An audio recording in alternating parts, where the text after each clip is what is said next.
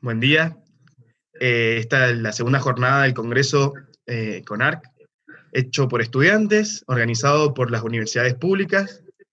Estamos en presencia de una reconocida arquitecta de Mendoza, Eliana Bórmida.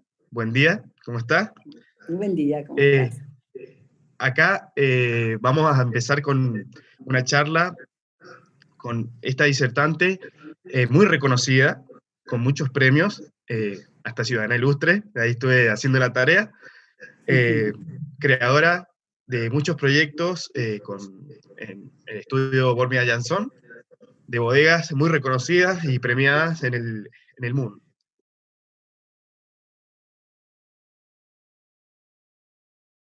Nos explique o cuente todos sus proyectos y su experiencia. Muy bien, muchas gracias.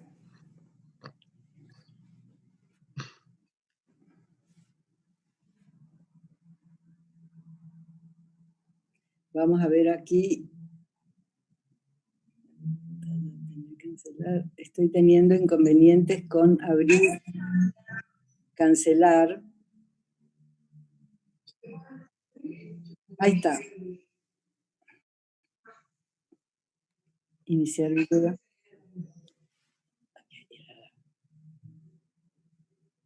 A ver, ir a la app, tengo que poner. Esto es, Ahí estamos viéndote de vuelta.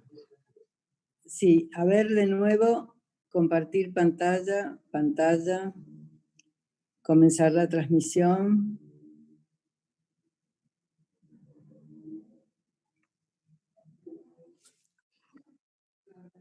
Muy bien. A mi carpeta. Ahí está. ¿Ahí se ve bien? ¿Ahí se ve? Sí, ¿Hola? se ve. Ah, bueno, perfecto.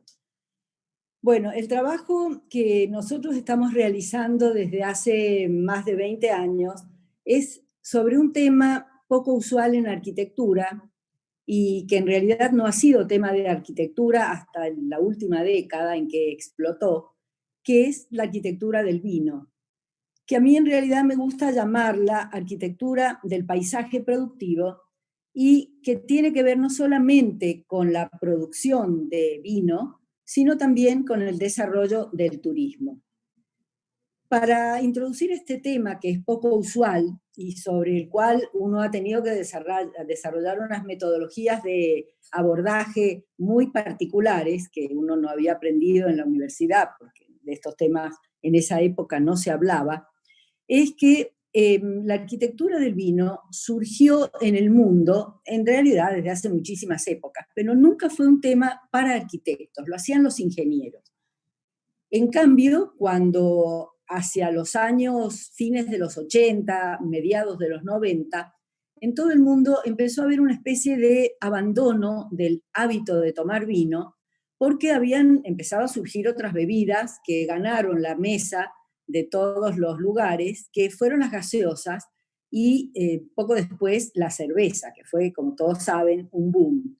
El vino había decaído, pero algunos gente que estaba trabajando en las culturas del vino, digamos, en todo lo que se refiere a producción, consumo, que tiene órbitas muy amplias de gente en ese tipo de actividades y las encadenadas con lo estrictamente productivo, estaban en una tremenda crisis. Y las crisis también eran crisis regionales de las zonas que viven de eso. Por lo tanto, empezaron a haber algunos inversores audaces que decidieron poner en valor otra vez todo esto, y ahí fue donde la arquitectura del vino empezó a tener importancia. Y no solamente la arquitectura del vino, sino también lo que se llama el enoturismo, que es cuando la gente que se interesa por el vino decide viajar a los lugares donde se elabora para tomarlo allí. Porque como el vino es más que un producto comercial, es un bien cultural, hay usos y costumbres que se relacionan con toda esta actividad, es muy atractiva, y es muy atractiva también porque se conocen los lugares, se conoce la geografía. La geografía del vino es sumamente variada en los distintos lugares del mundo. Así que surgió en ese momento, surgió por esa razón, y surgió con esta gente que eran los inversores. Ahora en esta presentación vamos a hablar de cómo es esta arquitectura del vino.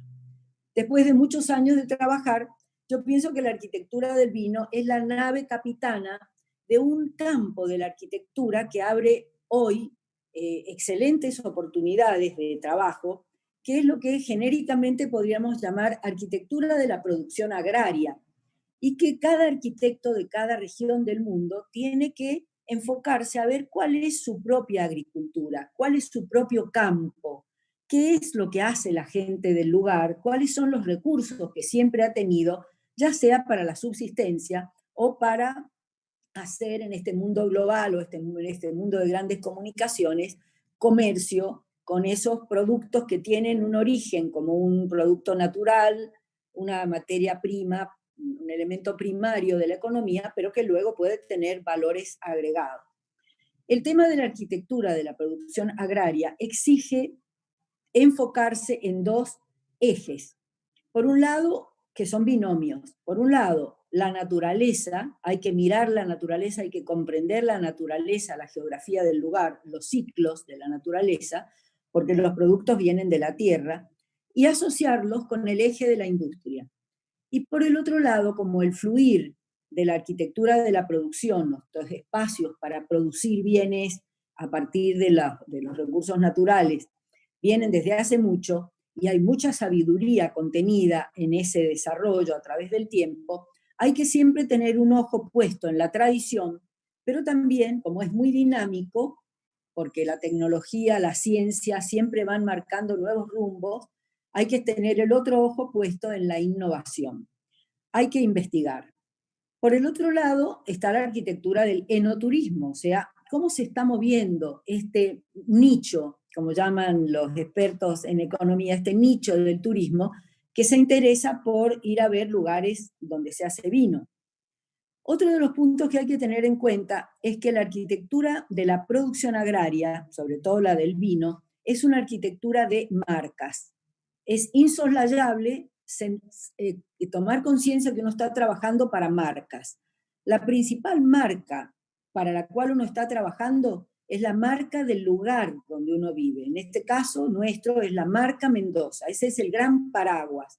Siempre tenemos que pensar que estamos haciendo una arquitectura marca Mendoza, que sea reconocible en los mercados globales o en las visitas de la gente, brindar experiencias en la arquitectura que hagan sentir que uno está en Mendoza y no en otra parte. Y por el otro lado, hay competencia de marcas empresariales, porque hay muchas bodegas que hacen excelentes vinos, pero cada una de ellas quiere tener un lugar que se asocie con las propias visiones de la marca o con el estricto lugar, el paisaje donde se enclava la bodega que va a recibir la gente y a partir de la cual van a hacer grandes esfuerzos de comunicación. O sea, la arquitectura de la producción agraria, sea cual sea en este caso el vino, es una arquitectura que tiene que comunicar. O sea que aparte de estar trabajando cuando uno proyecta, pensando en una arquitectura utilitaria, porque es una arquitectura para la producción, tiene que ser pensando también en que es una arquitectura didáctica. Tiene que explicar a la persona que va a visitar estos lugares que hay una intención de enseñar cómo se están haciendo las cosas bien, cuáles son los procesos. Por eso es una arquitectura de la didáctica. Y también tiene que ser una arquitectura persuasiva, que no necesite muchas palabras para que la gente que visita haga las cosas, para la gente que trabaja haga las cosas bien, y la gente que lo visita entienda que las cosas se están haciendo muy bien, salga convencida a través de lo que mira, de lo que ve, de lo que siente, comprueba que eso se está haciendo con buena calidad. Y sin olvidarse también que la arquitectura que trabaja para poner en valor algo, tiene que ser una arquitectura que no solamente apunta a la razón, sino que también apunta a la emoción.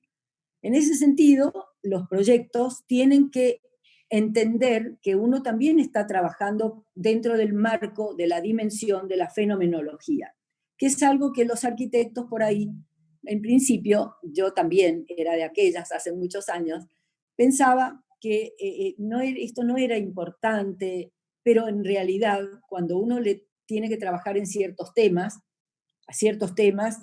el tema mayor de estos es la arquitectura religiosa, obviamente, que no puede soslayar el fenómeno de la fenomenología, justamente, como bien lo demostró la época barroca.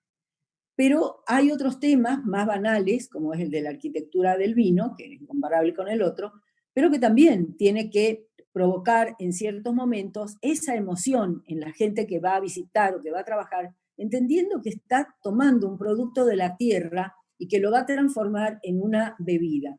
Y que eso tiene que provocar emociones. Y para provocar emociones se tiene que comprender a través del proceso de proyecto que uno va a estar manejando el fenómeno de la percepción humana. La percepción humana es algo muy complejo y muy importante para ver. También nosotros en nuestro estudio estamos muy compenetrados. Yo he trabajado mucho también en tema de patrimonio. Estamos muy compenetrados, tenemos la conciencia de estar creando un patrimonio, que es mucho el patrimonio material, es decir, la arquitectura en sí, el objeto arquitectónico, el edificio, pero que también en ese edificio van a ocurrir muchas cosas, se van a desarrollar usos y costumbres, va a haber celebraciones, va a haber eventos, va a haber rutinas, va a haber una cantidad de cosas inmateriales y todo eso va a contribuir a insertarse en lo que se llama el patrimonio cultural. Nosotros tenemos mucha conciencia de la responsabilidad que cabe en este sentido. Cuando uno trabaja en estos temas, tiene que algunos puntos fundamentales sobre los cuales hay que reflexionar. El primero es el paisaje natural. No se puede hacer una arquitectura para la producción agraria, es decir, que va a trabajar para poner en valor y para realizar productos que vienen de la tierra, sin tener una comprensión muy profunda del paisaje natural, o sea, de la geografía del lugar, del sitio. Nosotros como sudamericanos tenemos una especial conciencia de lo que significa la madre naturaleza. Y en ese sentido es bastante distinto a la concepción europea, que siempre ha tenido esa intención de dominar la naturaleza, de ser abstracto frente a la naturaleza, de el intelecto llevarlo como el capitán que va en cierto modo hacia el rumbo de dominar a la naturaleza. El sudamericano, y por lo menos el sudamericano que no vive en las grandes ciudades, todavía conserva, y esperemos que así sea por siempre, un amor filial por la madre tierra, que no es folclore, es un sentimiento auténtico sudamericano, sobre todo los que vivimos tierra adentro, como es Mendoza. Entonces hay que observar el contexto, hay que observarlo, no solamente relevarlo con un fin operativo, sino observarlo profundamente, con el alma, entender los elementos que tiene, las interrelaciones, y si es posible, investigar más profundamente. Nosotros vivimos en una región andina, como ya van a ver en toda nuestra obra, y eso nos ha llevado a tener un amor por los materiales que vienen de la región andina, de la montaña, y nos acercamos a la geología porque nosotros vivimos en una tierra de terremotos, y eso nos va a generar también una poética en nuestra obra. También, a través de las reflexiones sobre el paisaje natural, uno puede ir definiendo sistemas de valores y de principios rectores de los proyectos. Como son obras en general muy voluminosas, estas de las bodegas, hay que trabajar con mucha conciencia sobre las escalas. Tanto la escala arquitectónica, obras que pueden llegar a tener 14.000 metros cuadrados o más y que van a estar impactando realmente en los paisajes naturales, pero también tener en cuenta el marco natural donde se va a insertar la obra. Porque uno ahí tiene que tomar decisiones, si quiere que la obra aparezca o que la obra pasa inadvertida. Si quiere que la obra se vea más grande, más pequeña, en fin. Ahí empiezan a trabajar de alguna manera distinta a como se las considera en la academia, el tema de la mimesis o no, y el tema de lo pintoresco o no. En fin, ahí aparece, uno se encuentra frente a algunas disyuntivas que nos llevan a tener algunas dudas sobre ciertos dogmas académicos, que bueno, si tengo la oportunidad los voy a ir comentando a medida que muestre las obras del estudio. Hay que buscar referencias ancla del paisaje, referencias sensoriales, en especial la de la vista, porque a dónde se va a insertar, qué es lo que la gente va a ver, arquitectura con qué paisaje, dónde está eso. Entonces, la vista, pero también aromas, sensaciones táctiles, en fin. Hay que tener en cuenta otras referencias. Por ejemplo, en el clima de Mendoza, nosotros tenemos estaciones muy marcadas, con fríos muy intensos, veranos tórridos, un aire tremendamente seco, entonces la arquitectura, la construcción va a sufrir de determinada manera, el sol va a ser muy interesante en invierno y nefasto en el verano, hay que protegerse, eso va a desarrollar pieles arquitectónicas y protecciones, aleros, sombras, etcétera, superficies no reflejantes, que son elementos base del lenguaje arquitectónico. Pero también tenemos razones telúricas, el terremoto, los grandes vientos que a nosotros nos llegan a despegar carpinterías por ahí, etc. Y después hay que tener en cuenta, esto tiene que ver con el tema del patrimonio, la filiación temática. El tema en el que vamos a trabajar tiene una filiación, o sea, pertenece a una familia ya de producciones, de producción arquitectónica, que uno la tiene que tener en cuenta, porque en esa producción que viene del tiempo atrás hay mucha sabiduría. Por lo tanto, hay que estudiar, hay que tener en cuenta las referencias locales, los antecedentes de la gente que antes ha hecho otras cosas, porque se han ido definiendo tipos de modos de funcionar, estructuras, tecnologías que han resultado bien, algunas formas que van siendo consecuencia de estos razonamientos, en fin. También hay que mirar la región, porque son filiaciones hermanas, y en lo internacional, obviamente, uno tiene que estar estudiando antecedentes, porque son muy dinámicas, estas producciones, y hay que estar también insertos en lo que es la arquitectura contemporánea del mundo.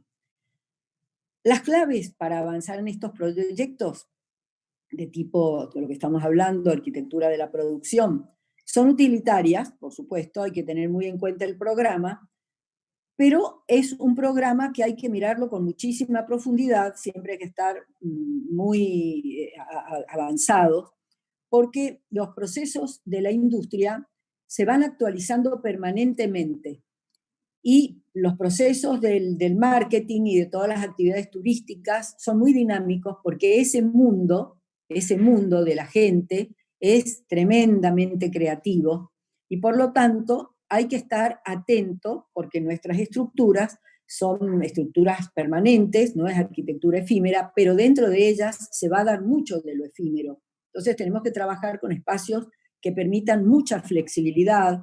Cuando hacemos los proyectos tenemos que interconectar los programas de la producción y los programas del uso de turismo, que se van a cruzar, y eso hay que proyectar los circuitos de recorridos, que no es simplemente asomarse por una ventana y ver cómo es la producción, sino que hay que hacerlos mover adentro de los espacios de la arquitectura del vino, que son grandes, oscuros, fríos, producen ecos, tienen cosas llamativas para mirar, en fin. Pero por el otro lado está la parte rígida de la disciplina de las ingenierías, de todas las ingenierías que intervienen. Entonces, para trabajar en estos equipos, el arquitecto tiene que entender que va a ser uno más, ojalá el director, de un equipo transdisciplinar, donde van a estar las ciencias muy duras y también las ciencias blandas del marketing y de lo social. Hay que tener en cuenta los proyectos, a quién se van a dirigir, quiénes van a ser los usuarios y también los receptores, porque estos proyectos de arquitectura del vino están pensados fundamentalmente para dirigirse e insertarse al mundo de la cultura del vino. No son proyectos que sean hechos para girar sobre todo en la órbita del mundo de la arquitectura. No son proyectos hechos para distinguirse en el mundo de los proyectos arquitectónicos. No circulan tanto por ese mundo, no se publican tanto en ese mundo. Sí se publican muchísimo en las revistas y las publicaciones, libros, conferencias, todo tipo de difusión que esté dentro de lo que se llama la cultura del vino, que no es completamente separada de la otra. Hay muchos arquitectos que ya están trabajando en este tema, incluso en la Facultad de Arquitectura de la Universidad de Mendoza hay una cátedra que tiene como trabajo principal en el último año arquitectura de bodegas. O sea que hay que tener en cuenta que estos proyectos se van a ver fundamentalmente si uno se mete a buscarlos en esta otra dimensión de la cultura del vino. Hay 4 preguntas que para abordar estos temas nosotros siempre nos hacemos. La primera es, ¿qué necesita el lugar que yo haga? El lugar, ¿qué necesita? Es todo lo que hemos estado diciendo, entendiendo que cuando digo yo, estoy hablando de mi persona, pero también del equipo con el cual trabajamos, del estudio, es un yo plural. También hay que preguntarse qué espera el comitente que yo haga, porque las marcas tienen sus propias visiones y ellos tienen expectativas que cumplir. Después, ¿qué decido yo proponer cuando voy entendiendo lo anterior? Pero finalmente, ¿qué decidimos en este equipo hacer? O sea, que es un tema que da que hablar. Ahora vamos directamente a las obras. Hace unos 10 años, la revista National Geographic sacó un número donde decía que Mendoza era uno de los 10 lugares que había que conocer antes de morir.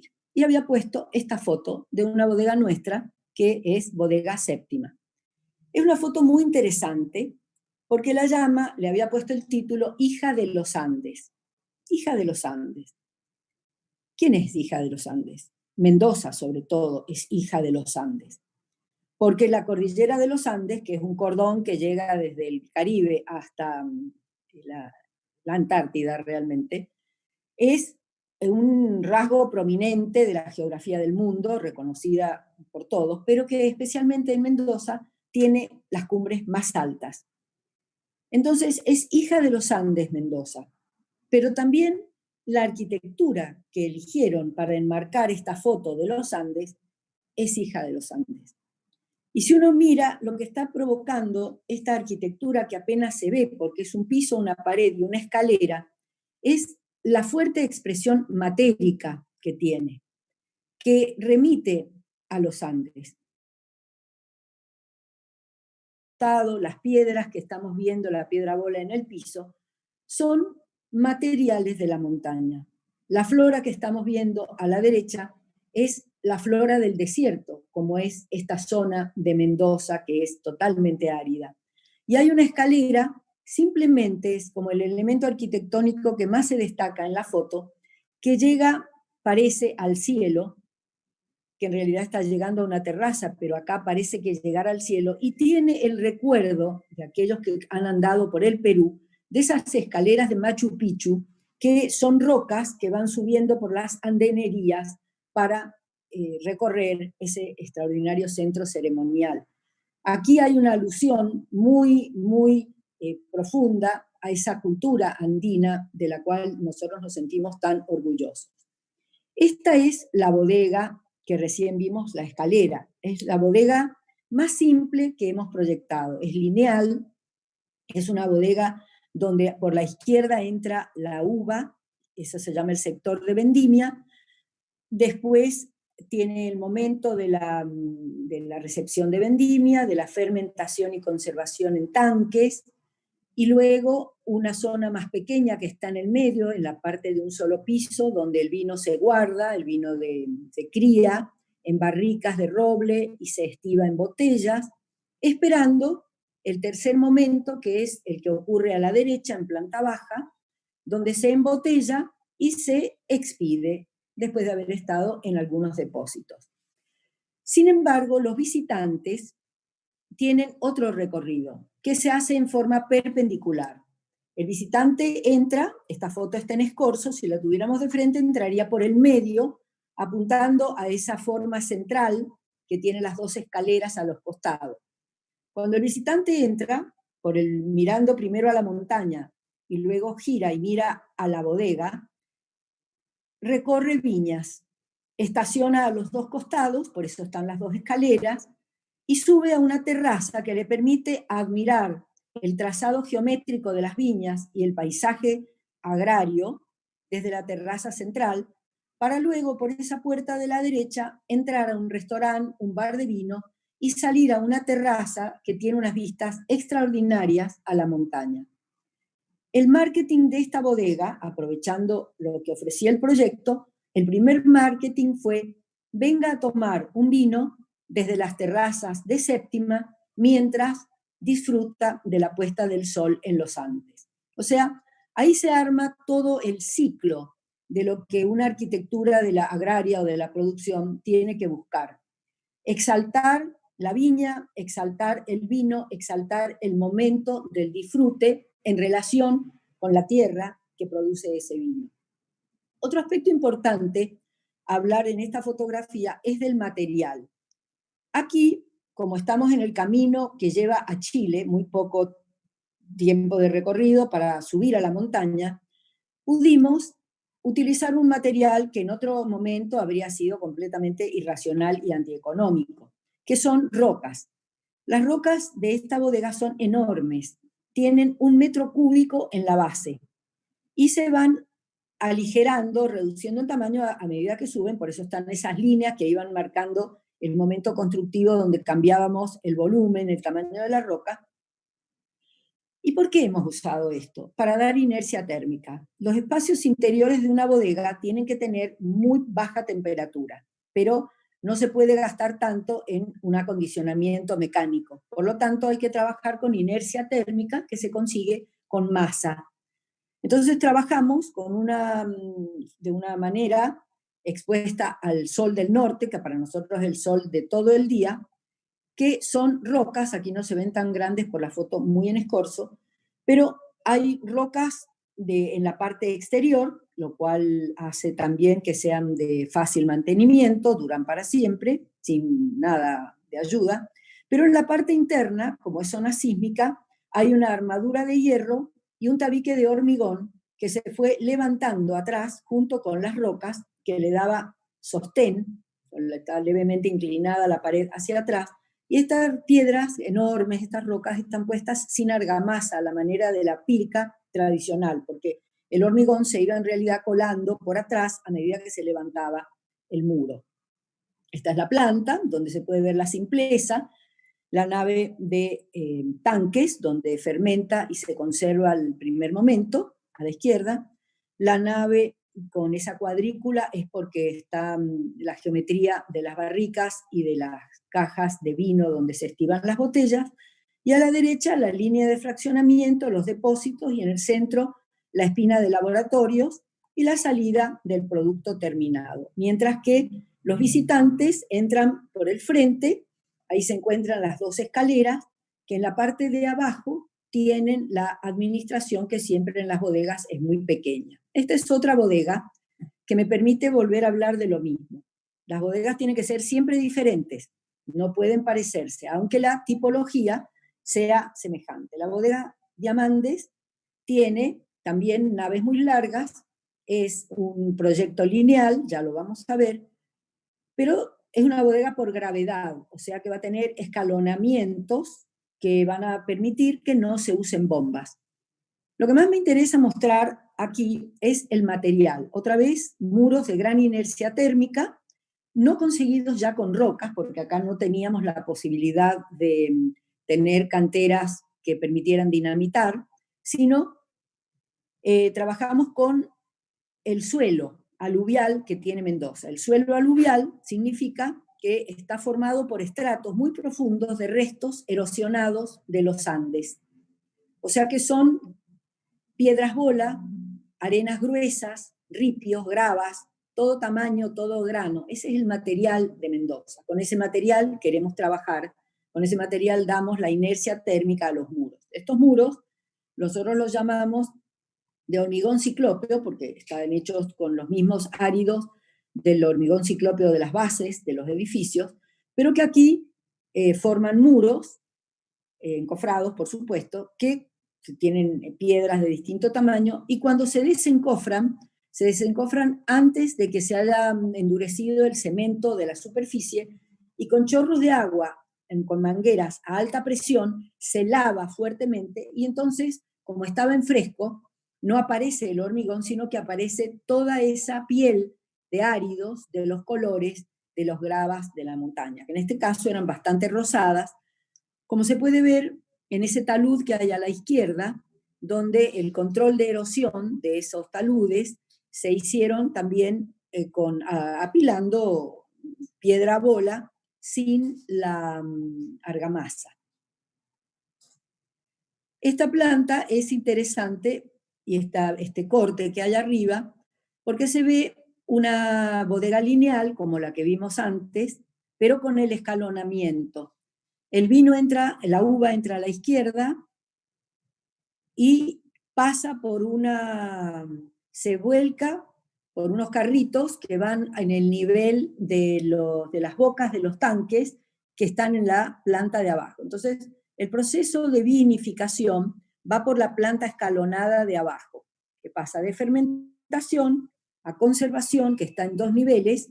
El nivel de arriba del cilindro central es donde están las barricas, y abajo está la estiba de botellas, que se conecta directamente con la parte derecha, donde está el embotellado y los depósitos de producto terminado antes de la expedición. En este caso había mucho más recursos para trabajar, se pretendía una arquitectura de otro tipo, que recibiera del turismo de otra manera, con mucha más formalidad, que se pudieran hacer otro tipo de eventos. Entonces se aprovechó, mirando la planta baja, que las dos alas, el ala de la industria de la izquierda y el ala de la industria de la derecha, que están en desnivel, nos permitía formar a la derecha un ala de turismo en la planta superior.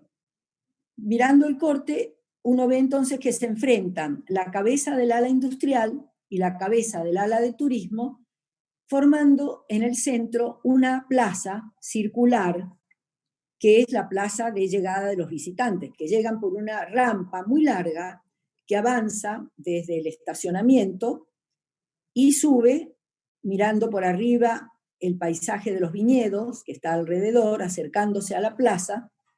Debajo de la rampa de visitantes está toda la zona de personal. Cuando uno llega a la rampa, encuentra que uno tiene la sensación de estar en el centro del universo, en el centro del mundo. Mira la montaña, mira los Andes, con todas las viñas a los pies.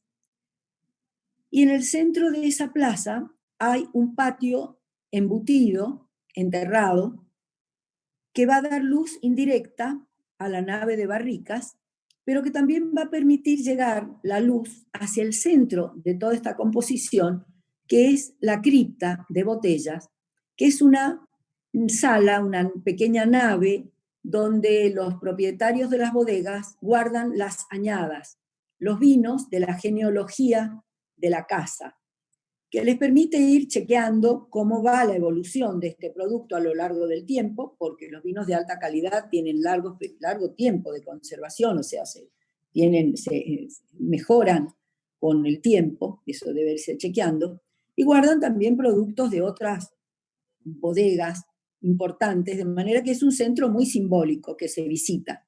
Por eso hemos marcado en amarillo la entrada de luz del sol y ese punto. Pero esta bodega vino con un pedido extra, que fue hacer en el medio del patio una escultura del diamante. La bodega se llama Diamandes, y en la palabra Diamandes, la A de Andes está con mayúscula. O sea que hay en el marketing de esta bodega una puesta en valor tremenda de la montaña. Acá no se ve mucho porque la foto que sacamos justo había nubes, pero en general es la cordillera nevada espléndida, allá abajo la viña.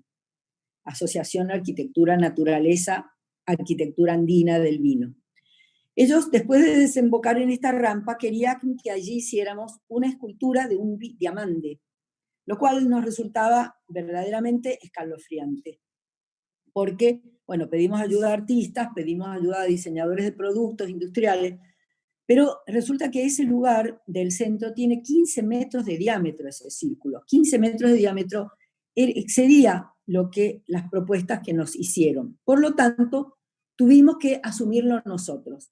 Y lo resolvimos con una estructura como las que hacía Buckminster Fuller, una estructura en tensobrida, con barras en compresión y tensores, que permitieron hacer, no teníamos la menor idea que iba a ser así, porque nosotros siempre sospechábamos que podíamos hacer una escultura que la gente se arrimara a ese patio y la viera desde arriba, el diamante, pero ellos querían algo que se viera. Algo que se viera era muy difícil, porque con los vientos, con la nieve, con el sol tórrido, ¿qué podía resistir ahí? Entonces, cuando descubrimos la tecnología de la tensobrida, dijimos, hagamos el esqueleto del diamante, la geometría del diamante expresada en barras en comprensión y en tensores en tensión. Pero, ¿cómo hacerlo?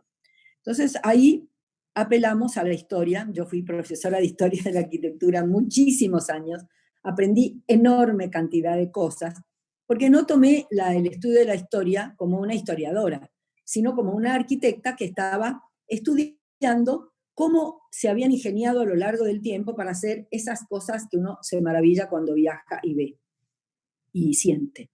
Entonces, la arquitectura del barroco nos dio el paso para ver cómo, a partir de formas geométricas que se van superponiendo, como un diamante, si uno trabaja en una planta de un diamante, puede ir desarrollando luego en tridimensión, como hacían los barrocos con sus cúpulas, puede ir desarrollando formas muy complejas.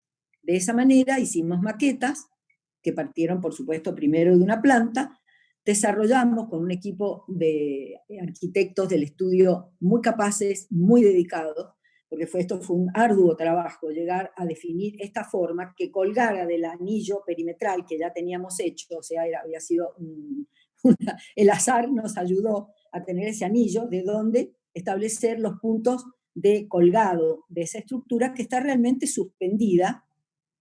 Y ahí se ve a la izquierda la mano del ingeniero que estaba trabajando de manera experimental, viendo cómo se producían los movimientos de compresión y tracción en todo ese sistema. Pero también a nosotros nos gusta mucho trabajar con tecnología, pero no olvidar la mano de obra local, porque es parte de la cultura que nosotros tenemos que cuidar, de la cultura de nuestra tierra. Entonces, hay talleres de torneros, de tornería mecánica, que tienen unas posibilidades de hacer cosas extraordinarias. Ahí estamos viendo una de las puntas del diamante, que son piezas que se terminan enroscando, son piezas postizas, las puntas, y que tienen adentro toda esta cantidad de elementos que sirven para ir conectando los tensores y dándoles la orientación por la cual tienen que entrar y luego salir con otra orientación para ir a otro punto de esta estructura difícil. Esta imagen tan bella la sacaron desde un dron en un momento que se hizo una publicidad de Mendoza y de las bodegas y de la arquitectura de Mendoza.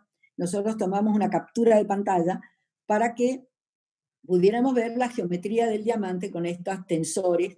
Y me gusta esta foto porque muestra la naturaleza que está en el piso de ese patio, donde hay dos círculos con gravas naturales sueltas de dos colores, de los acarreos de la montaña, y superpuesta la imagen tan tecnológica y tan intelectualizada de la geometría del diamante. Los diamantes tienen que ver, como nace, el diamante nace en los volcanes, nace en la profundidad de la tierra.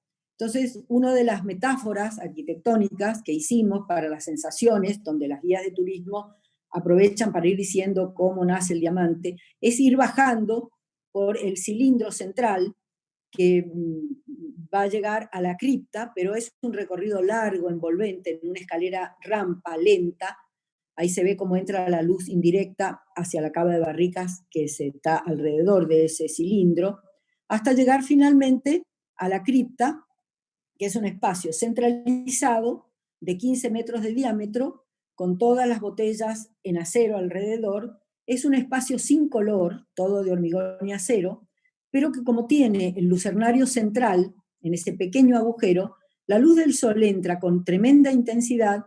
Hicimos allí un círculo de color azul Francia, en memoria del color de los propietarios que son franceses, y ese color que está reflejado por el sol se expande y tiñe los elementos arquitectónicos, que son, como les digo, de hormigón a la vista, pero que por ahí se ven azules y se va moviendo a lo largo del día este color ingrávido que te da experiencias sumamente raras. No son de luz de LED, sino trabajar con la reflexión de la luz del sol sobre un color de la arquitectura. ¿Cómo empezó todo nuestro concepto de trabajar con la naturaleza?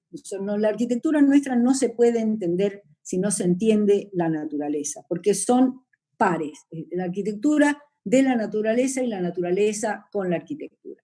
Lo diseñamos, el paisaje, tomamos realmente los elementos de la naturaleza como parte de nuestros elementos de diseño. Pero el primer proyecto que nosotros hicimos, hemos hecho más de 30 bodegas, siempre con la misma idea de arquitectura andina, es que nuestro paisaje de desierto en realidad está permitido cultivar, se puede cultivar, porque se han formado oasis. Los oasis de cultivo son anteriores a la llegada de los españoles, son prehispánicos, porque ya se conducía el agua del deshielo de las montañas, el agua de los ríos, a través de redes de canales que permitían a las poblaciones originarias cultivar, tener su propia agricultura.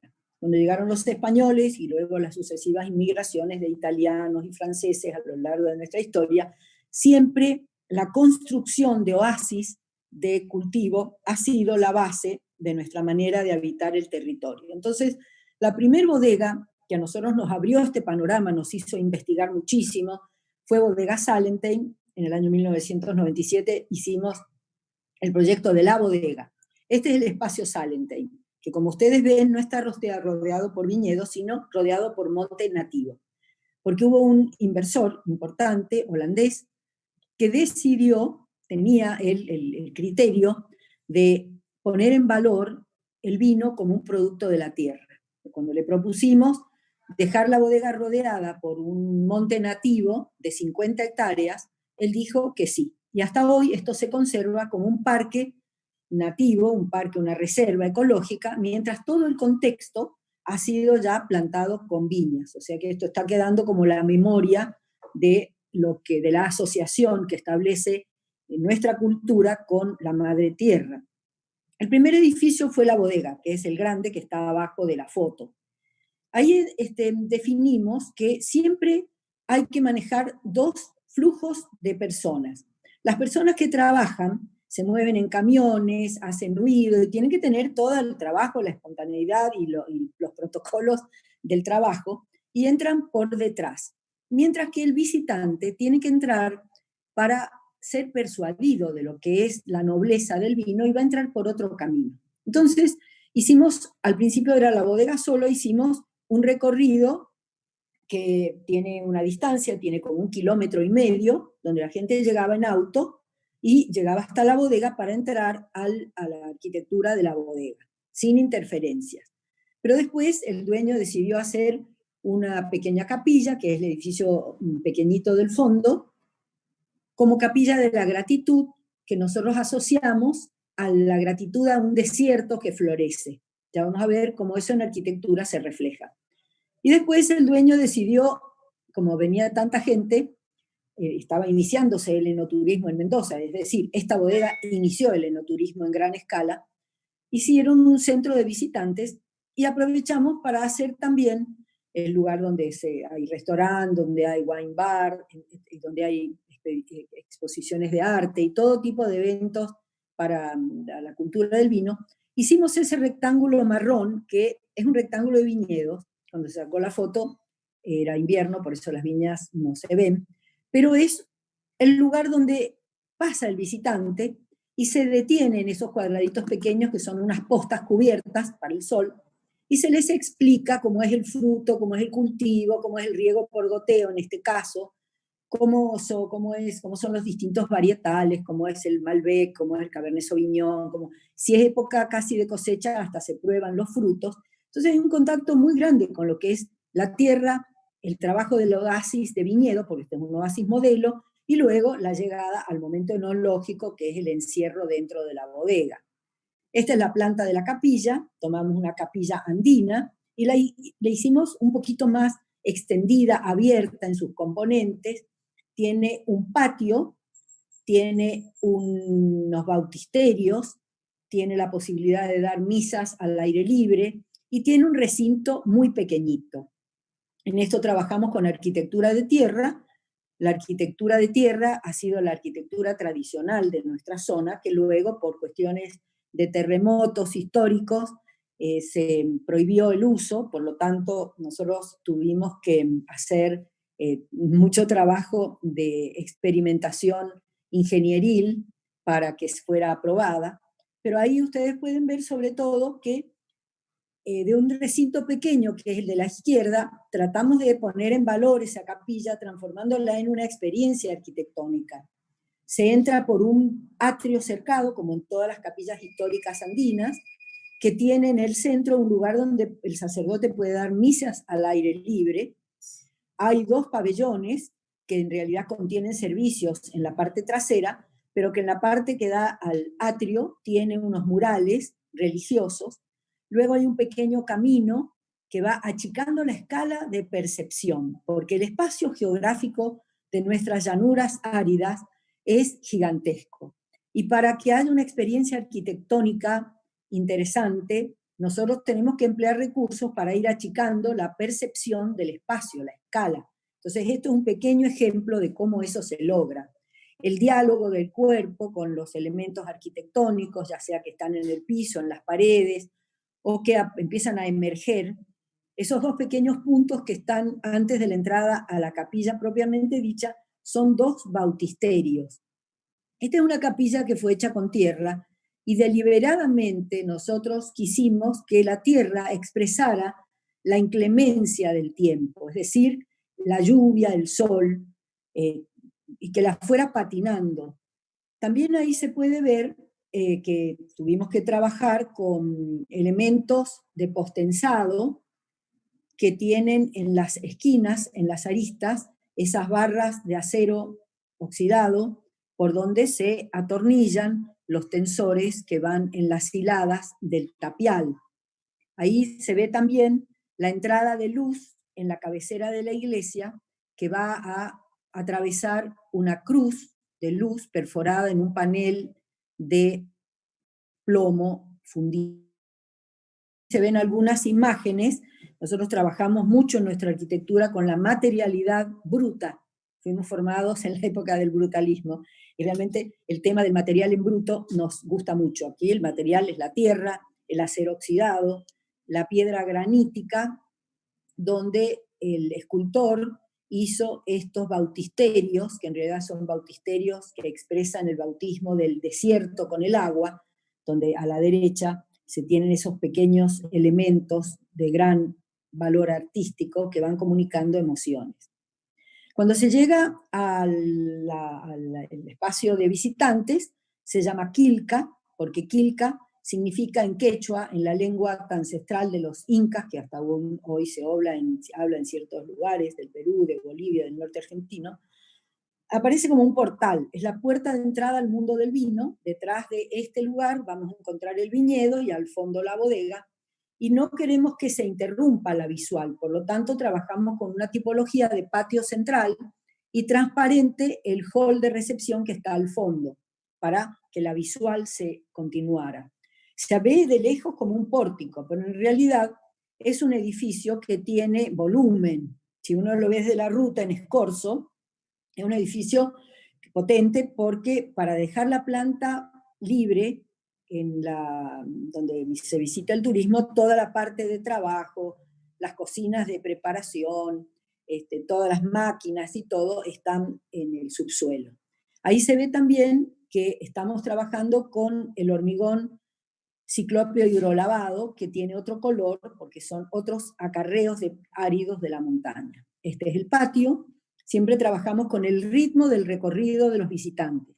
En vez de hacer un patio todo pavimentado, que el visitante pasara rapidito al hall de recepción, hicimos un patio de agua, donde el que entra por el pórtico de la derecha debe detenerse, porque está el agua, y le sorprenden los reflejos del cielo. Entonces se puede detener, cambia el ritmo de su paso para ver el arte, porque el dueño de esta bodega inauguró también espacios de arte muy importantes, que son una de sus características. La bodega en sí tiene dos partes: la parte de fermentación en planta alta, la parte de conservación, guarda, crianza en la planta baja. Una bodega, al contrario de las que vimos antes, centralizada. Uno puede trabajar con distintas tipologías. Entonces aquí aparece en la parte de los tanques, donde trabajamos con una estructura metálica que es muy coherente con el lenguaje de los inoxidables de los tanques. Trabajamos con una bodega en planta de cruz.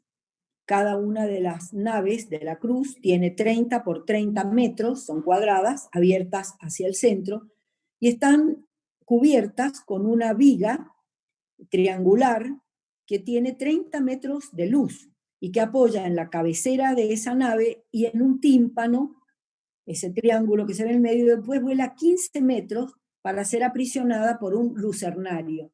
Nosotros tenemos una relación fuerte con el sol, y una relación, digamos, climática, que uno la sufre y la disfruta, pero también hay en la cultura andina, el sol es realmente, era tomado como el creador, por lo tanto el sol tiene un valor simbólico muy importante.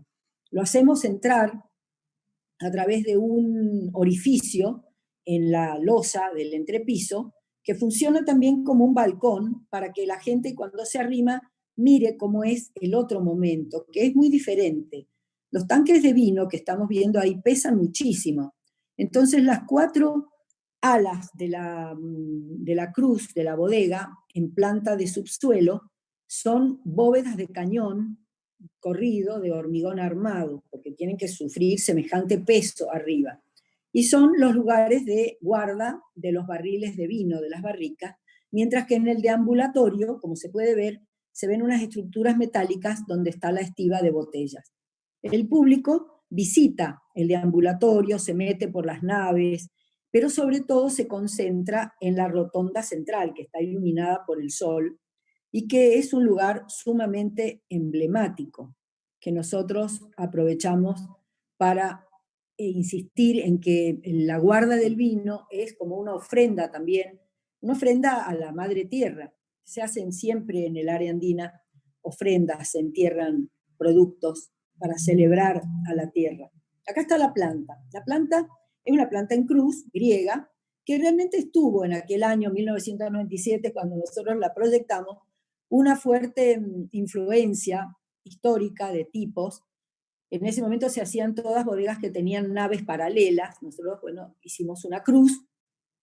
Y como estaba también flotando en nuestra historia la idea del templo del vino, a principios del siglo XX hubo grandes bodegas que se llamaron los templos del vino. Bueno, quisimos tomar aquella idea y dar sensaciones de alta nobleza, seducir al que visitaba, persuadir de que el vino era una bebida noble. Quizás por ese motivo tomamos la idea de una tipología de planta de cruz griega con crucero iluminado, pero que, bueno, estaba trabajado como bodega, funcionó muy bien. Pero trabajamos con las diagonales.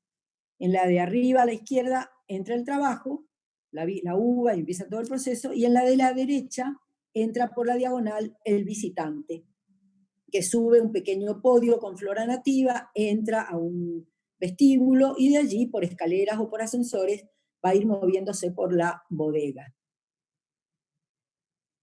Acá se ve el corte, con la rotonda, en fin, y las dos partes de la bodega. Hay otras bodegas donde este tema de la tierra, que a nosotros nos encanta, nos apasiona, No está en tierras nuevas como eran las que recién vimos, que estaba todavía el Monte Nativo, sino que al contrario están más cerca de la ciudad, donde la vitivinicultura se viene desarrollando desde el siglo XVI. O sea que cuando se hace una calicata en la tierra se puede ver que tiene distintas cosas. Abajo se ven los estratos naturales del suelo aluvial con todos los restos erosionados de los Andes, pero arriba se ve otra capa más arcillosa, que es la tierra regada a lo largo de muchos años. Entonces, en esta bodega, que es Bodega Vistalba, con el dueño, decidimos trabajar dejando una calicata a la vista, sin vidrio ni nada, en la sala de degustación del vino, donde entran los visitantes.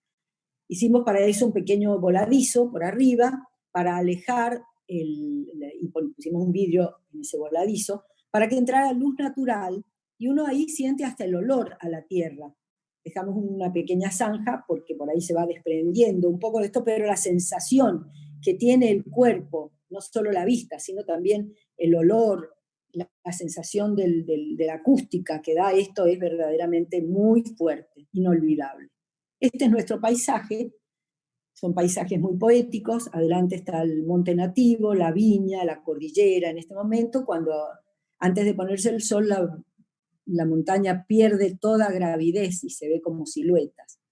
Hay momentos en que algunos propietarios, en cambio, han pedido, son más tradicionales, esto también eran unos franceses, es Bodega Atamisque, ese nombre es de uno de los plantas nativas. Ellos decidieron tomar la idea de Salentheim, pero mucho más rústico, mucho más telúrica. Entonces, la bodega está trabajada con una tecnología rústica a propósito. Vuelve a ser de hormigón hidrolavado, pero, como ya vamos a ver, unos manguerazos de agua a presión más fuerte para romper la pared y darle brutalismo. Y como a esta bodega se llega desde arriba, desde unos cerrillos, lo primero que se ve es el techo. Y nosotros no queríamos impactar, porque se ve en el medio, cuando se descubre el Valle de Uco desde arriba. El Valle de Uco es de una tremenda importancia en la vitivinicultura mendocina, argentina de hoy, en el mundo tiene mucho reconocimiento. Entonces, impactar la vista aérea del valle con una obra de un arquitecto que decide ser vedette no nos cabía en nuestra manera de pensar. Por lo tanto, recurrimos a la mimesis.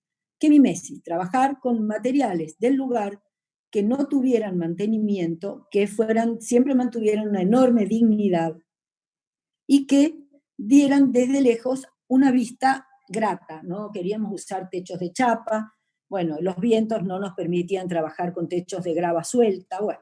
Entonces utilizamos techos de lajas, de unas piedras muy lindas que hay acá en los alrededores, y aquí y es una estructura constructiva que los clientes nos pidieron y nosotros disfrutamos mucho, haciendo que ni siquiera las juntas de llenado del hormigón fueron cuidadas, sino que es una arquitectura rústica, telúrica, que juega muy bien, dialoga con el monte. Bueno, raro que no haya tenido aquí las tejas, pero las tejas son de una laja, como ustedes pueden estar viendo, son lajas de piedra laja cortada común, que tiene un poquito de brillo porque tiene mica, entonces desde lejos se ve muy sutil, muy bien. A veces a uno le toca trabajar en otros paisajes, como es el caso de Uruguay, pero a nosotros nos sigue interesando el tema del lo telúrico. Entonces, cuando trabajamos casi en la costa del Uruguay, que está sobre el Atlántico, el tema de las rocas, que cuando visitamos el terreno nos llamaban la atención esas rocas que emergían gigantescas, como si fueran las caparazones de unas tortugas paleolíticas, nos llamaban mucho la atención. Y claro, cuando uno se pone a investigar la geología, entra en el tema de Pangea, es decir, aquel continente único que se fue subdividiendo, rompiendo a lo largo de las eras geológicas y que terminó con los continentes separados. Entonces ahí estábamos en uno de esos bordes de rotura de entre Sudamérica y el África. ¿Qué valor tomó entonces para nosotros esa roca? Entonces decidimos hacer un proyecto que explorara la roca.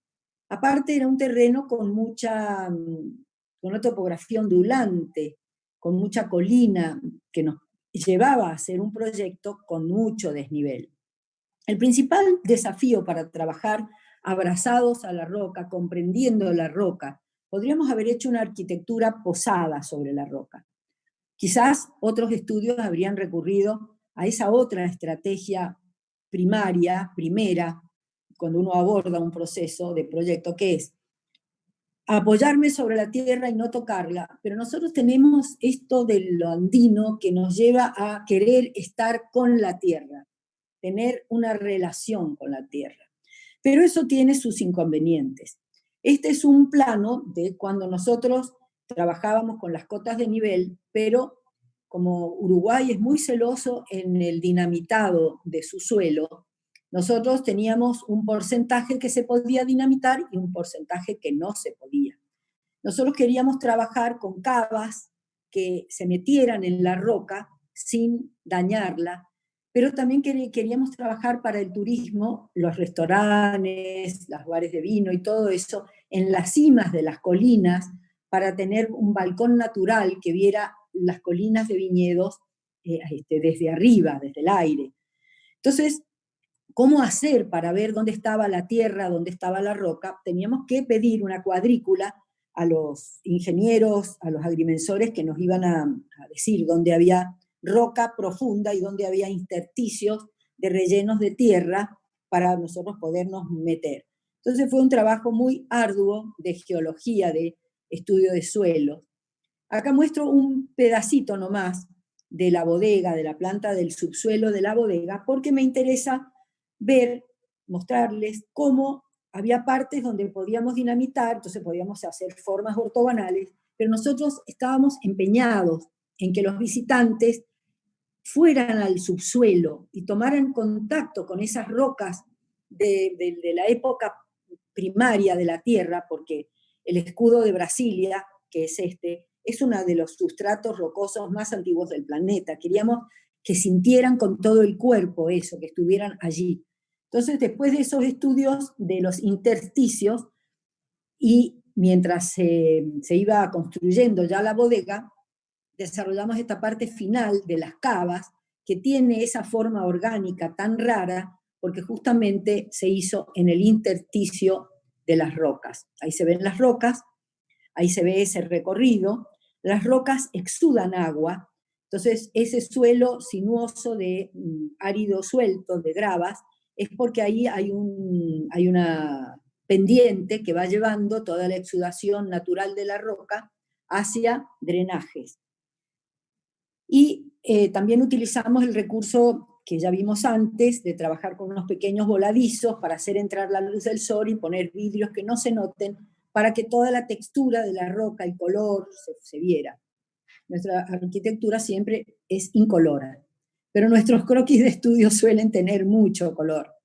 Esto que estamos viendo acá es cómo exploramos ese territorio cuando nos empezaron a dar los ingenieros la idea de cómo era ese subsuelo, y dijimos, bueno, vamos a entrar con trabajo a la izquierda para poder meter las naves grandes de contenedores de vino en los desniveles de las colinas para que no aparezcan en el paisaje con toda su dimensión enorme. Entonces ahí se ven todas las flechas de la parte productiva. En cambio, la parte de visitantes queríamos que llegara a las colinas. Entonces, la flecha de arriba a la derecha, que va a llegar a un hall, que se va a dirigir luego a un restaurante, que va a ir al bar de vino, que va a salir al exterior hacia un balcón natural, donde ahí marcamos la roca del balcón, que eso todo lo recorrimos, porque hay que hacer un recorrido experiencial del lugar para ver dónde lo implanta uno y dónde tenía las vistas de las viñas. Surgen entonces las geometrías, que a veces no son muy sencillas, porque aquí, por todo el tema de las conexiones que queríamos hacer entre los subsuelos y las cimas de las colinas, daba una geometría compleja, nosotros no trabajamos generalmente con estas geometrías raras, pero aquí era una condición del proyecto. Esto es una vista aérea de una de las partes, tiene dos partes, la bodega, la parte industrial, que no se ve acá, que tiene, y la parte de los visitantes, que se trabajó con techos verdes porque mucha gente llega en helicóptero a esto que está distante de Punta del Este, del mar. Llegan en helicóptero para hacer visitas por el día. Entonces el techo verde tomaba una importancia muy grande. Eso es lo que se ve con esas formas orgánicas superpuestas a la geometría tan de aristas del restaurante. Bueno, ahí se ve una línea que cruza, que cruza el agua, ya vamos a ver por qué. Tiene mucho que ver con este de ir deteniendo, ir graduando, ir proyectando el tiempo del recorrido de los visitantes. Atraviesan el agua, entran al hall, salen por esa línea, recorren la viña, y luego por abajo, después de haber hecho todo el circuito de la bodega, desde las cavas, llegan y emergen otra vez y llegan al restaurante, que es esa forma más grande que está mirando desde la colina, tanto a los viñedos como al monte nativo, que ahí es muy exuberante. El agua es porque cuando uno llega, tiene ese reflejo del agua y el cielo, que lo despega para entrar en una experiencia arquitectónica. Aquí estamos, a la izquierda se ve la parte del visitante, todo es hormigón a la vista y piedra, y a la derecha la parte industrial, pero donde los visitantes también van a ir. Y luego de noche, donde la asociación es el aire y la roca. Esa es la parte del restaurante, una plataforma muy sintética con voladizos muy grandes porque se come adentro, se come afuera, pero tiene un voladizo enorme que cae hacia la ladera de la montaña, que ahí tiene bastante pendiente. Esta es una bodega muy distinta, en Mendoza otra vez la llanura, el área andina, y un cliente que nos pidió un ícono. Quería que la bodega representara los vinos del Nuevo Mundo, que fuera completamente inédita, que no se pareciera a nada, que fuera muy vanguardista y que se hiciera en etapas, porque él no tenía dinero, pero quería hacer algo grande y quería hacerlo con edificios separados. Entonces, la planta que utilizamos fue una planta descentralizada, no lineal, no concentrada, en este caso descentralizada. Y descentralizada para poderlo ir haciendo en etapas. La primera que se hizo fue la nave de recepción de vendimia y de fermentación y conservación. Por gravedad fue este proyecto, por eso se ven esas rampas a la derecha, porque él quiso que la cosecha llegara a un volumen donde los tanques estuvieran en 2 pisos, un piso sobre nivel y otro piso enterrado, y la terraza de vendimia estuviera arriba. Pero con el sol de Mendoza, la vendimia en verano, realmente teníamos que construir una sombrilla, porque si no la gente iba a morir de calor, abrazada por el sol. Por eso surgió esta estructura, con ese techo aerodinámico que es capaz de dejar pasar los vientos andinos muy fuertes, y para que toda la recepción de vendimia se pudiera controlar en esa terraza elevada, sacamos desde el subsuelo unos cilindros que abajo son tanques de vino, pero que arriba emergen como pilares de la cubierta, pero también como pilares que sostienen unos puentes donde se da el laboratorio del enólogo, donde se dan las oficinas del enólogo, una zona de microvinificación, o sea, de ensayos, y desde ahí se controla tanto la cosecha en el contexto natural como la recepción de vendimia que se da justamente en esa terraza elevada. Por otro lado, se puede ver a la distancia a la izquierda el camino del turismo, que va a hacer otro circuito que va a llegar a una plaza central. En fin, ya les sigo comentando brevemente. Esta es la planta descentralizada. Como se ve, el camino de los visitantes es la diagonal, mientras que el camino del trabajo son esas rampas en herradura. El camino del vino va a ir a los tanques de fermentación y luego por gravedad va a ir a las cavas que están debajo de la plaza, y de ahí por gravedad va a bajar al edificio que está al lado arriba de la plaza, que es el que tiene recepción del líquido embotellado, depósitos, y luego sale por ascensores, por montacargas, a la playa de expedición y se va por otro camino. De modo que deja libre la entrada de los visitantes. La entrada de los visitantes viene por la diagonal de un planteo muy ortogonal, atraviesa un jardín xerófilo con gravas, con vid rastrera, como es el origen de la vid, la planta es una planta rastrera, y llega a una plaza central mirador, donde hay vistas hacia los Andes, pero también hacia la llanura. Desde allí se ve, esto tiene un colchón de romeros, que es una planta para dar un poco de temperatura, control de temperatura, inercia a la cava que está abajo, y hay una cruz que sigue el trazado, pero es una cruz de vigas, pares de vigas, ya vamos a ver abajo, donde entra la luz del sol en forma de cruz. Esta bodega, cuando se hizo el marketing, que lo hicieron unos españoles, tomaron la idea de la cruz y le dieron a estos vinos los nombres de Alfa Cruz. Hablando de la Cruz del Sur, porque es una de las constelaciones de la Cruz del Sur que caracteriza el hemisferio sur.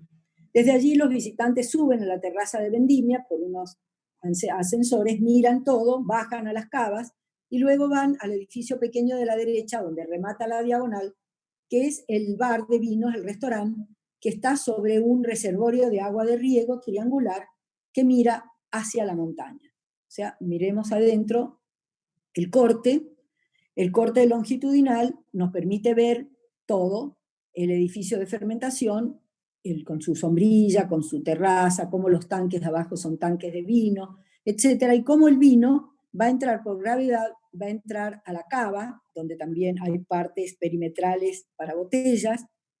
Finalmente, el visitante, que va a recorrerlo por esas pasarelas que son puentes adentro de la bodega, va a salir para descubrir nuevamente el paisaje natural en el restaurante que está a la izquierda. Y otra vez trabajamos con la entrada de la luz del sol, que es tan intenso que permite llegar hasta las cavas más profundas. Ahí se ve el edificio de fermentación. Aquí se ve la terraza de Vendimia con los puentes, donde se hace todo el control, sumamente tecnológico, en la entrada de la luz del sol, el hueco que permite pasar a las cavas. Ahí están las tapas de los tanques, porque este es un edificio que contiene los tanques, un cubo de que contiene los tanques, pero la vendimia se hace en este espacio abierto. Este es cómo se maneja la escala en este tremendo territorio. Entonces, esa diagonal que nosotros hicimos para la entrada del visitante por el jardín xerófilo, la conectamos con uno de los caminos rurales de la viña. Entonces, parece que la arquitectura se expande hacia el horizonte.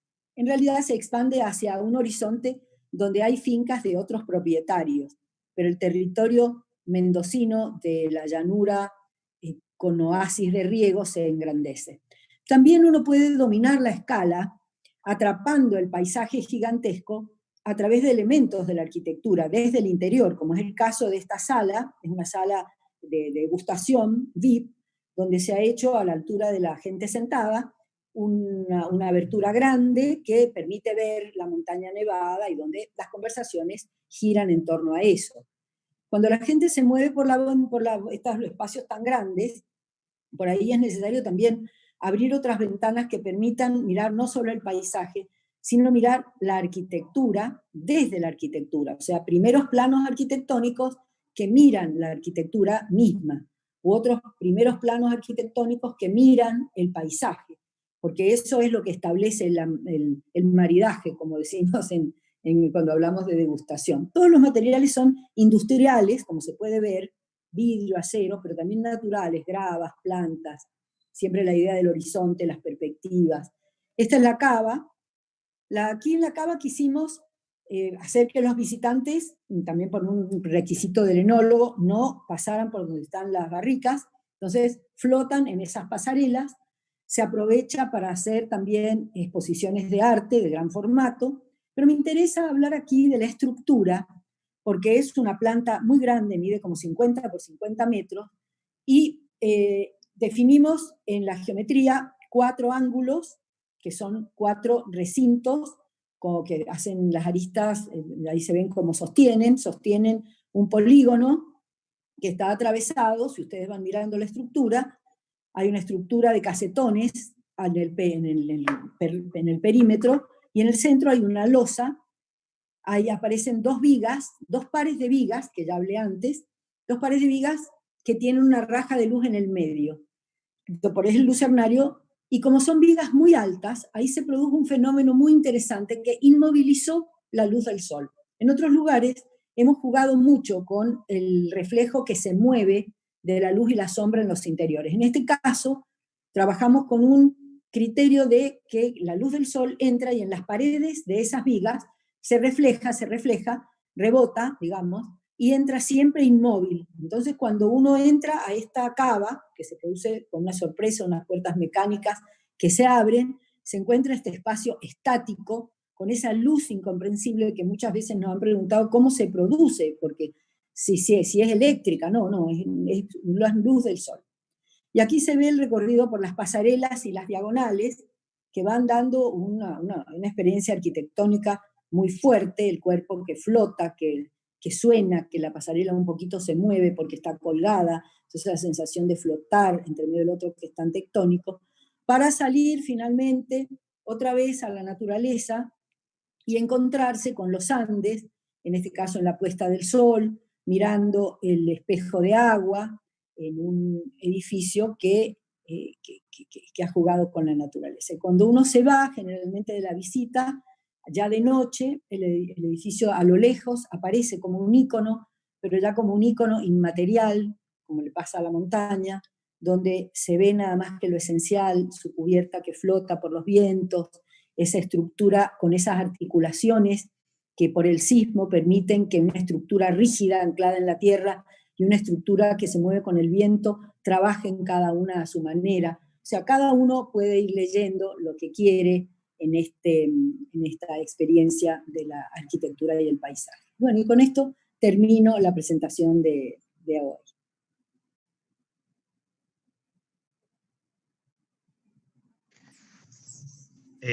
Muy buena, excelente presentación, Eliana. Bueno, muchas gracias. Ahora para Muy volver a clara. verme, ¿qué hago? Iniciar video. Inicio el video. Otra vez. Inicio el video. A ver. Espera un poquito. Ay, Dios santo. Muy buena, la presentación muy clara en todas las ideas. Bueno, sigamos hablando, aunque no me vea yo, aunque se vean ustedes, mientras yo experimento este tema de la tecnología, que como les digo, yo no soy la más experta del mundo. Pero sigamos conversando. ¿Habrá alguna pregunta o algo? Sí, hay un par de preguntas que llegaron al Instagram, que ahí te paso la primera. ¿Cómo comenzó en la arquitectura productiva? La arquitectura productiva en realidad tiene orígenes prehistóricos, si queremos llegar a eso. Porque cuando en el Neolítico los hombres se hicieron cultivadores, empezaron a necesitar espacios para almacenar, espacios para transformar los productos de la tierra en alimentos no perecederos, empezaron a conocer los procesos de fermentación de algunas cosas. Entonces, bueno, empezó hace muchísimo tiempo y ya tiene una historia fascinante. Si no hay que ser muy hábil para encontrar en Google muy interesantes comentarios y de distinta profundidad de cómo ha sido la arquitectura productiva a través del tiempo. Pero cuando se hizo arquitectura, en los distintos países del mundo se fue transformando en una intención arquitectónica cuando se la quiso representar de una manera no tan utilitaria, cuando se le cargó de otros significados. Por ejemplo, hablemos de las villas italianas, de las villas del Véneto. Los señores del Véneto, aquellos renacentistas que estaban recuperando los antiguos saberes de Grecia y de Roma, que estaban encantados con lo que significaba la agricultura, hicieron villas, Palladio, por ejemplo, el Máximo, villas que eran lugares de producción agrícola, lugares donde se elaboraban muchos productos de la tierra, entre ellos el vino, pero le quisieron dar nobleza a esa actividad, que no fuera simplemente utilitaria, alimentaria, sino de celebraciones, de compañías, por ejemplo, los banquetes, las fiestas, las misas, las celebraciones religiosas importantísimas para resignificar un producto agrícola, y que entonces ese darle un sentido más profundo, más trascendente, es lo que lleva a transformar una obra utilitaria en una obra de arquitectura. Y bueno, cuando llegamos a los tiempos nuestros, cada vez estos sentidos, estos significados con los que se va cargando al edificio productivo son diferentes. Hoy hay un interés muy grande que está dado por el turismo. El visitante que se mueve por el mundo con la intención de ir a los sitios donde se elabora vino, ¿qué quiere ver? Quiere ver buena arquitectura del vino, algunos quieren ver buen diseño, por supuesto, nosotros nos movemos también en ese campo, no solo queremos dar experiencias como las de los marketineros, que crean experiencias sin necesidad de arquitectura. Bueno, los arquitectos que trabajamos en diseño, que nos interesa el diseño también, queremos dar experiencias de diseño. Por ejemplo, hubo hace poco, el Ministerio de Turismo de la Nación hizo un programa donde eran unos cortos de video que se pasaron durante mucho tiempo. Me pidieron que hablara de Mendoza y de la arquitectura del vino como experiencia arquitectónica. O sea, había otras personas que hablaban del vino como experiencia de vino, otros que hablaban de la vid, y a mí me pidieron que hablara de la arquitectura del vino. O sea, es una experiencia que hoy también se busca como experiencia de arquitectura de la producción. Y en Mendoza llegó, había una muy buena arquitectura a principios del siglo XX, pero hecha por ingenieros que trabajaron con el historicismo, representaron, por ejemplo, grandes villas italianas. Hay una bodega en Mendoza que se llama hoy Bodega Trapiche, antes Bodega Cabañaro Grafiña, que representa una villa del norte de Italia, con una majestuosidad imponente. Bueno, nosotros tenemos conciencia de estar creando un patrimonio monumental, porque eso es lo que se necesitó en ese momento, digamos, fines de los años 90, para darle otra vez esa nobleza a la bebida del vino y diferenciarla de una fábrica de Coca-Cola. Era necesario que la arquitectura apelara a otros significados y comunicara otro tipo de cosas. Eso es lo que nos llevó realmente, les digo, a trabajar, a investigar tanto sobre los materiales naturales, a hablar tanto de los áridos de la tierra, que son nuestro material natural, etcétera, etcétera. ¿Contesté la pregunta? Sí, muy claro, muy claro. Y además se ha tenido que adaptar a los tiempos pegándose al turismo.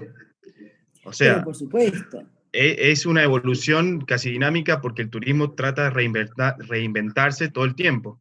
Sí, es muy interesante ese comentario, porque en el primer momento nuestras bodegas, porque hicimos como 6 o 7 enormes bodegas en paralelo, tuvimos que hacer como 6 o 7 bodegas al mismo tiempo, porque las bodegas estas se hacen y duran, bueno, 3, 4, 5 años, porque van agregando cosas, bueno, son largos las obras. 5 o 6 obras al mismo tiempo que tenían que ser muy diferentes entre sí. Entonces, y la gente de los equipos de marketing de cada bodega tenía intenciones completamente diferentes.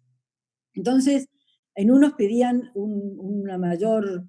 mayores espacios para degustar, otros mayores espacios para exhibir arte, otros mayores espacios flexibles, gente que pedía mucho espacio al exterior para poder cubrir también con carpas eventualmente, otros querían que todo se hiciera adentro. Entonces, es muy dinámica la industria del vino, porque tiene una parte que ya se sabe cómo se hace el vino, pero siempre hay innovación tecnológica. Las bodegas se están continuamente ajustando en sus procesos. Pero también los marketineros, que son personas muy adiestradas para sorprender, son creativos. A veces yo les critico a la gente de marketing que son arbitrarios para sorprender, porque a veces hacen una comunicación que ya es tan súper sofisticada que se olvidan del producto con tal de sorprender. Pero bueno, es así como el enoturismo ha influido. En nuestro caso, el enoturismo lo enfocamos hacia un enoturismo del paisaje de la tierra.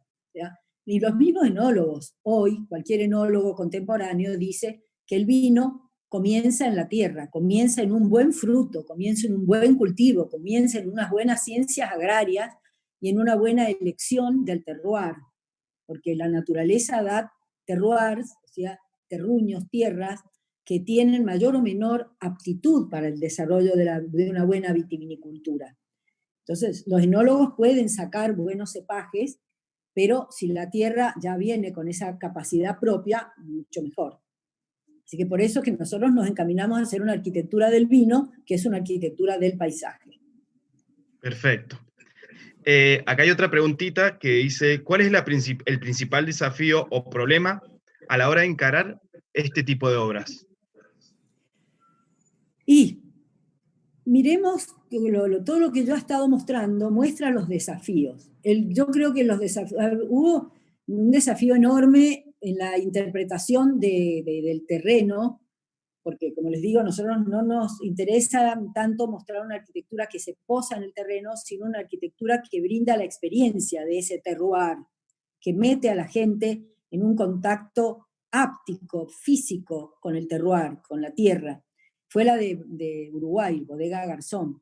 Esa, un monte alto, donde no se podía mirar lo que uno tenía al lado, porque las plantas son más altas que las personas. Abigarrado, lleno de rocas gigantes, colinas, y uno quiere trabajar mostrando el interior de esas rocas porque pertenecen a ese escudo de Brasilia geológicamente tan importante. Y bueno, eso fue el principal desafío. Pero hay otros desafíos que son la escala. La escala siempre es un desafío. En Mendoza, por lo menos, que la llanura es gigantesca, el horizonte es como en la pampa húmeda, lejano, pero al mismo tiempo tiene el murallón andino, que es imponente. Entonces, una obra de arquitectura ahí siempre es pequeña en el medio de la inmensidad. Y para un visitante, nosotros siempre proyectamos poniéndonos en el lugar del visitante, además de ser poniéndonos en el lugar del arquitecto que maneja formas, estructuras, espacios, nos ponemos en la experiencia que puede ir teniendo un visitante que lo recorre. Hay que graduar las escalas. De lo inmenso hay que pasar a la transición, de la transición hay que pasar a lo pequeño, y luego quizás a lo grande, y de lo luminoso, encandilante, hay que pasar a un espacio de transición, a la sombra, a la oscuridad total, luego volver a acomodar la retina para salir a la luz. O sea, hay un juego de transiciones en estos espacios de la vitivinicultura que hay que adquirir mucho oficio para irlos trabajando bien. Entonces hay transiciones de tamaño, transiciones de luz, transiciones de sensaciones, porque se pasa de un lugar industrial a un lugar de sociabilidad total. O sea, las transiciones, las escalas, todo eso. Esos son desafíos muy grandes. Eliana, por favor, ¿podrías dejar de compartir pantalla y salir de tu pantalla de la compu? Ahí. Salvo de tener la transmisión de Ahí está. pantalla. Sí, Y sí. ahora, Entonces, sí. comenzar video. No quería interrumpir tu explicación, pero... No. O comenzar... Así podemos hablar. Sí, a ver. Ahí se ve. ¿Qué quieren que miremos? No. Todavía no, compartir pantalla. Ahí. Ahí está. Ahí estás. Oh, ahí está. Perfecto. Ay, chicos, ustedes son como para guiar astronautas, les digo, desde la cabina de control. ¿Ahí qué están viendo? ¿Mi cara o mi...? Sí, tu cara. Ahora te estamos conociendo mejor. Muy interesante, o sea, de trayecto y recorrido que has tenido en todas estas etapas de diseño, esta es una pregunta un poco más personal, que dice, ¿qué fue lo que te cautivó de la arquitectura del vino? Bueno, todos los mendocinos vivimos en la tierra del vino. Hay un eslogan muy viejo que dice Mendoza, tierra del sol y del buen vino. Y de alguna manera, sea la familia de uno o no, terrateniente, tenga una finca, tenga una bodega o no la tenga, sea simplemente una persona que habita estos territorios, el vino es insoslayable, la vitivinicultura es insoslayable. Nosotros tenemos ya hasta el tal punto desarrollada la cultura del vino que hasta hay unas fiestas internacionales de la vendimia que son reconocidas, multitudinarias. Para nosotros, mendocinos, el año empieza después de la cosecha. Nosotros generalmente, ¿verdad? Decimos antes de la cosecha, antes de la vendimia, después de la vendimia, incluso económicamente, siempre el poder adquisitivo del mendocino ha girado en torno a la órbita de la comercialización del vino o de las inversiones para la vitivinicultura. Para nosotros el vino es re importante. Entonces, cuando me empezó a mí personalmente, mi abuelo tenía una finca que yo recuerdo haber visitado mucho cuando era chiquitita y haber andado por los callejones y todo eso. Esos son mis recuerdos más remotos. Pero después, durante toda mi vida, en la niñez, en la adolescencia y cuando fui gente grande, siempre ha habido cosas relacionadas con ir a casas en bodegas. En un determinado momento, sin embargo, cuando yo era chica, la arquitectura del vino, las casas, mejor dicho, estaban en las bodegas. Los dueños de las bodegas tenían su casa en la bodega. ¿Y cuántas veces habremos ido a las casas de bodegas a jugar o a tener fiestas en las casas? Pero llegó un momento en que la vitivinicultura se puso muy industrializada, que eso ocurrió desde la década del 60, 70, en los 80 ya bueno, ya nadie vivía en las bodegas. Las bodegas se habían transformado en espacios industriales y las casas se habían ido, la gente se había ido a vivir a la ciudad. Entonces, la recuperación del espacio de vida, del espacio de sociabilidad, otra vez, en las bodegas, ha venido con el enoturismo. Y hoy, fíjate, estamos haciendo algunas casas bodega. Hay una casa bodega que se llama Solo Contigo, que nosotros hemos terminado ahora 3, 4 años, que es maravillosa porque otra vez tomó el tema de una bodega pequeña, pero unida a una casa.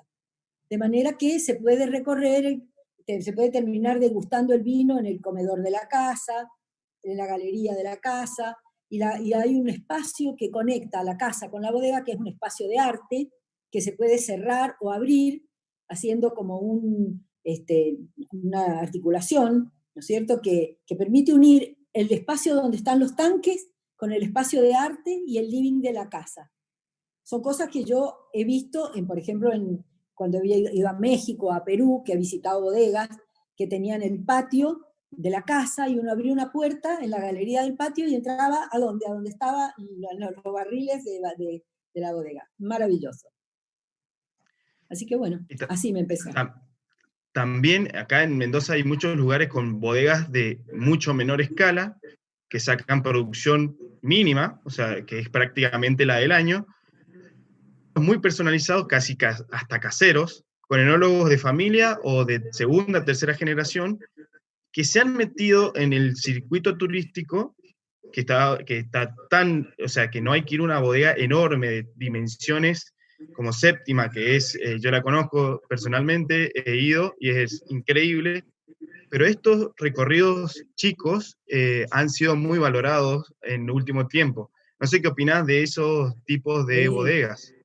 Me encantan. Nosotros tenemos ahora algunos proyectos, incluso tenemos una bodega ahora de un enólogo. Muchos enólogos trabajan en las bodegas grandes, porque hay que pensar que Mendoza también tiene, a ver, la arquitectura de la producción, voy a empezar para decir una cosa, la arquitectura de la producción también se mete en los mercados globalizados y la producción agrícola de una región necesita venderse, necesita tener la inversión, necesita tener retorno para volver a hacer inversión y para poder poner en marcha todo lo que significa el trabajo y la actividad económica en las órbitas que tienen como foco, en este caso, la vitivinicultura, pero trabajan tantas personas en la órbita del mundo del vino, desde los diseñadores de productos, de etiquetas.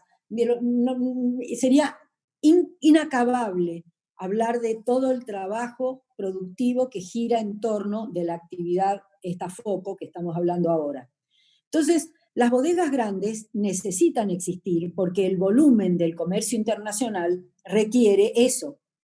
Pero lo muy extraordinario que ha pasado es que con ese resurgimiento de la vitivinicultura que solo pudieron hacer las bodegas grandes, las bodegas chicas también emergieron.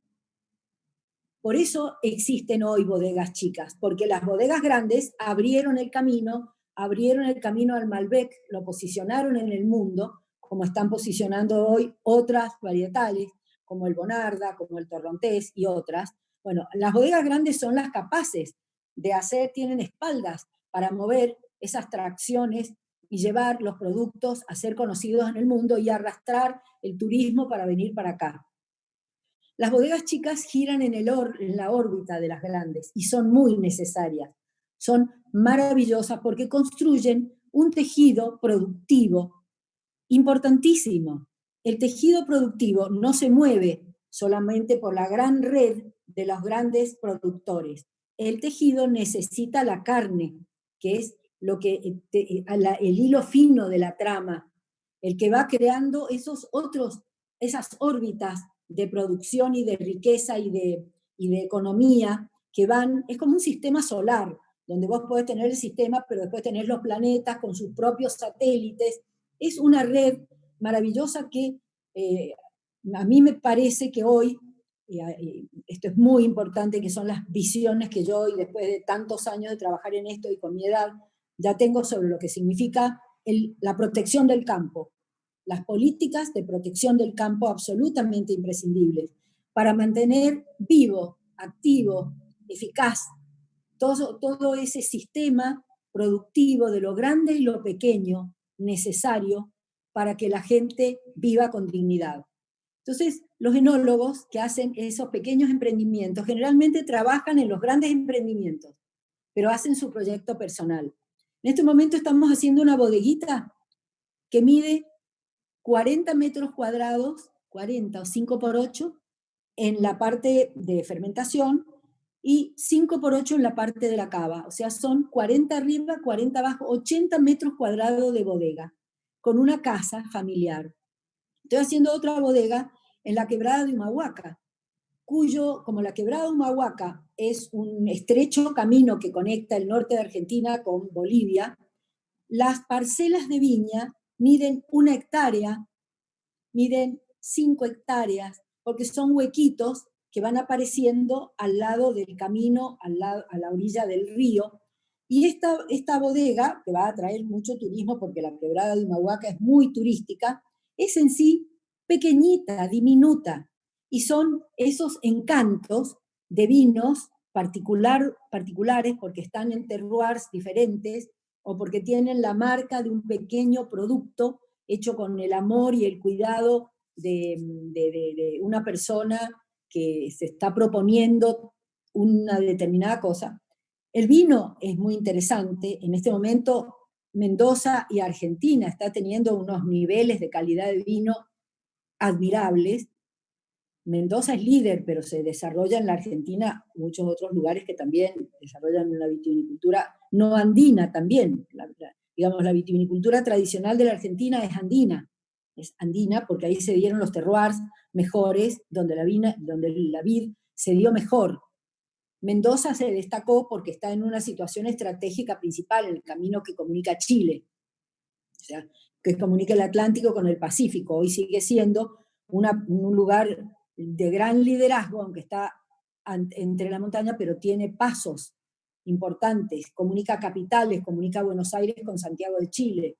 Es un paso que hoy en el Mercosur es fundamental, es un paso bioceánico importante. Por eso Mendoza, digamos que dentro de toda la vitivinicultura andina, se destacó desde siempre por esa posición estratégica. Así que bueno, mucho que hablar de eso.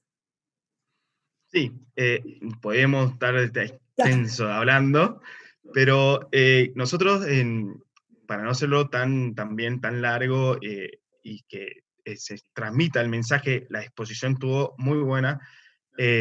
se nota que has dado docencia, o sea, has sido docente. Este es un congreso creado por estudiantes, para estudiantes y todos los que se quieran conectar. Estamos creando como una pregunta al final, como para cerrar, es que ¿qué mensaje le darías al estudiante con perspectiva de futuro de la arquitectura? Después de esta pandemia, seguro que va a haber otro tipo de pensamiento que se va a experimentar en los próximos años y hay que adaptarse. ¿Qué mensaje les transmitirías al estudiante para el futuro? O sea, ¿qué tenemos que empezar a pensar o qué agregarías al pensamiento nuevo con respecto a la época?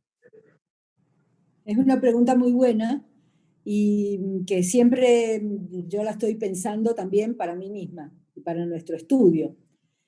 En primer lugar, la pandemia esta nos ha hecho pensar con miradas nuevas y mucho más abiertas sobre el contexto en el cual nosotros habitamos.